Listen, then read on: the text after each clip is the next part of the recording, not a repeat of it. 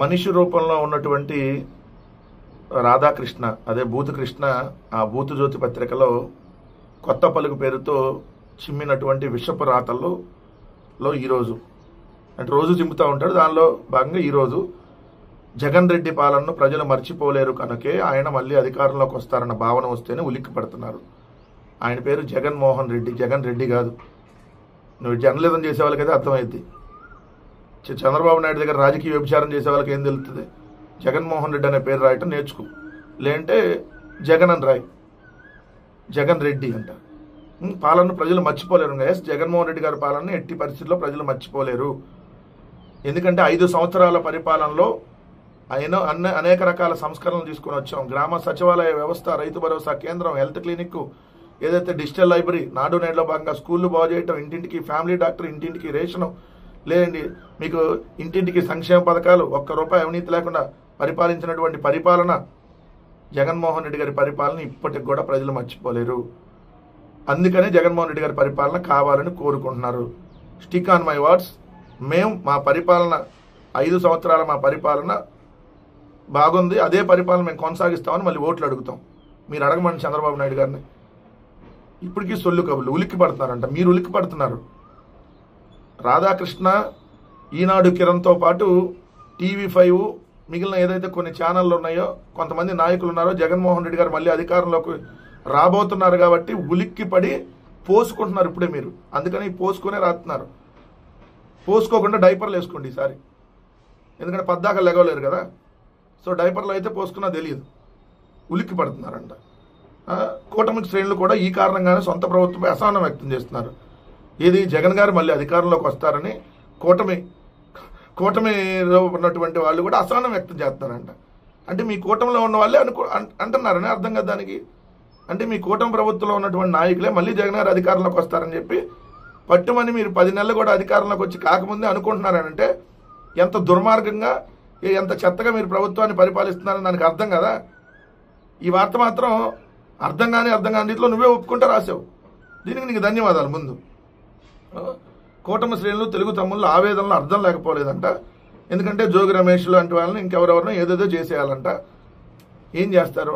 మహా అయితే కేసులు పెడతారు, అరెస్ట్ చేస్తారు, 14 రోజులు రిమాండ్ చేస్తారు, మళ్ళీ ఎక్స్టెండ్ అయితే ఇంకో 14 రోజులు అయితే, మళ్ళీ ఎక్స్టెండ్ అయితే 14, తర్వాత బయటకు వస్తారు కదా.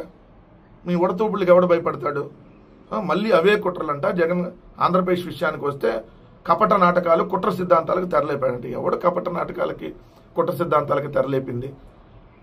అసలు మీరు పేపర్లు అమ్ముకునే స్థాయి నుంచి, కిరసనాయలు అమ్ముకునే స్థాయి నుంచి పత్రికలు ఏ విధంగా పెట్టారు, ఎట్లా ఏ నాటకాలు ఆడి ఈ స్థాయికి వచ్చారు, ఏ బ్రోకరేజ్ చేసి ఈ స్థాయికి వచ్చారు, పిల్లనిచ్చినటువంటి మామకి ఏ విధంగా వెన్నుపోట్లు పొడిచి ఈ స్థాయికి వచ్చారు, అవి కదా కపట నాటకాలు, కుట్ర సిద్ధాంతాలు. బాబాయ్ హత్య, కోడికత్తి, గులకరాయి వంటి కుట్ర సిద్ధాంతాలను తెర మీదకి తెచ్చి గతంలో లాభపడ్డారంట.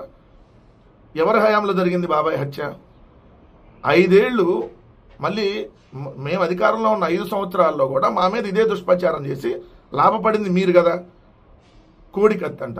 ఓ ప్రతిపక్ష నాయకుడి మీద ఎయిర్పోర్ట్లో దాడి జరిగితే ఇప్పటికీ తేల్చలేనటువంటి స్థితిలో మీరు ఉంటే, ఎందుకంటే NIA అనేది మీ దర్యాప్తు సంస్థే, CBI అనేది మీ దర్యాప్తు సంస్థే, వాళ్ళు తేల్చలేరు. గులకరాయి అంట. తేల్చండి, అధికారంలో ఉన్నారు కదా. ఏ గుడ్డిగాడికి ముద్దులు పెడుతున్నారు వెళ్ళి? లేదండి ఏడ ఏ వ్యభిచార పనులు చేస్తా బిజీగా ఉన్నారు, రాజకీయ వ్యభిచారం మళ్ళీ వేరే విధంగా అంటలా. మరి తేల్చండి, తేల్చొచ్చుగా అప్పుడు కూడా. మరి అవి తేల్చరు, మళ్ళీ మా మీద విమర్శలు చేస్తారు తేల్చకుండా. మళ్ళీ దాంట్లో తాను ప్రయాణించిన హెలికాప్టర్పై ఉద్దేశపూర్వకంగా ఉసిగొల్పి విండ్షీల్డ్కి నష్టం చేయించారంట. ఏం వార్తలు రాస్తా? కడుపుకి అన్నం తినేవాడైతే ఇట్లాంటి వార్తలు రాయడం. ఎవరైనా హెలికాప్టర్లో వెళ్ళాలనుకుంటారు, ఆన్ రోడ్ వెళ్ళాలని ఎవరు కోరుకోరు. ఇదేమన్నా 1 కిలోమీటర్ 2 కిలోమీటర్లు కాదు కదా.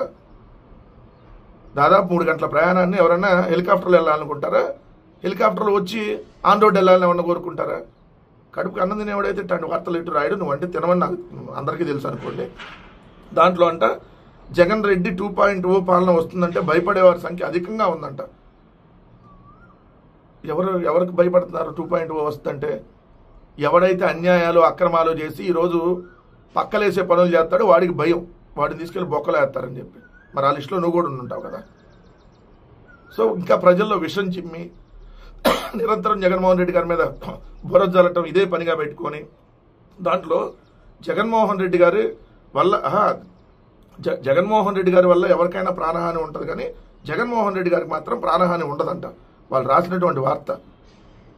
జగన్మోహన్ రెడ్డి గారి వల్ల ప్రాణహాని ఉంటే అది జగన్కి హాలి తలపెట్టిందనే ప్రచారం చేపట్టారు. ఇతరుల వల్ల చూడండి, జగన్ రెడ్డి వల్ల ఎవరికైనా హాని ఉంటుందేమో కానీ ఇతరుల వల్ల ఆయనకి ఎటువంటి హాని ఉండదు. జగన్మోహన్ రెడ్డి గారి వల్లే హాని ఉండుంటే 5 ఏళ్ళు నువ్వు ప్రశాంతంగా ఎట్లా ఉండగలిగావు రాధాకృష్ణ? ఎలా ఉండగలిగారు మీరు? నిజంగా ప్రాణహాని లేదంటే హాని తలపెట్టే వాళ్ళం అయితే మరి నువ్వు ఈ పాటికి ఉండేవాడివి కాదు కదా. రాజారెడ్డి గారిని చంపడాలనే వదిలేసాం. సో జగన్మోహన్ రెడ్డి గారి మీద ఇంకా బురద జల్లేటటువంటి ప్రయత్నాలు ఆపండి. చంద్రబాబు నాయుడు గారికి ఇంకేదైనా మేలు చేకూర్చుతా, ఇంకేదైనా చేయాలనుకుంటే రాజకీయ విచార పనులు ఎన్నైనా చేసుకోవచ్చు.